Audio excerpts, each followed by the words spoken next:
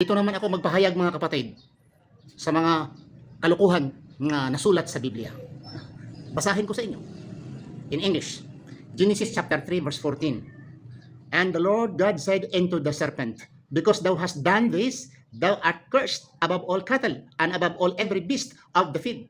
Upon thy belly shalt thou go, and dust shalt thou eat all the days of thy life.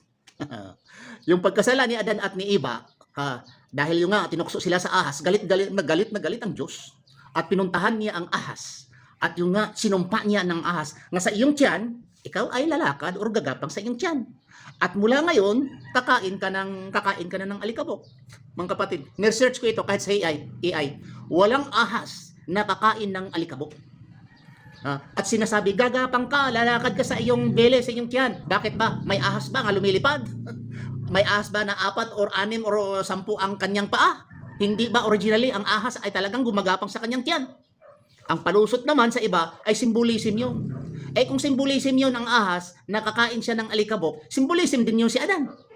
Symbolism din yun si Eva. Symbolism din yung punong kahoy. Kung gano'n, di po ba? Sagutin ninyo mga kapatid. Ano nga, maghanap kayo, mag-research kayo kung merong sa mundo, ahas kumakain ng alikabok. Dahil kung gano'n, nandoon sa zoo, walang gastos. Bakit ba papakainin pa nila ng buhay na manok o hayop ang mga ahas doon? Yung hakot lang sila ng alikabok, ganon, alikabok, pakain sa ahas. Walang nangyari na ganon. Kalukuhan yan, ha? So sabihin ng lusot, hindi mo alam simbolism yan, ganon. Kung simbolism si Adan, kahoy ang punong kahoy, simbolism lahat.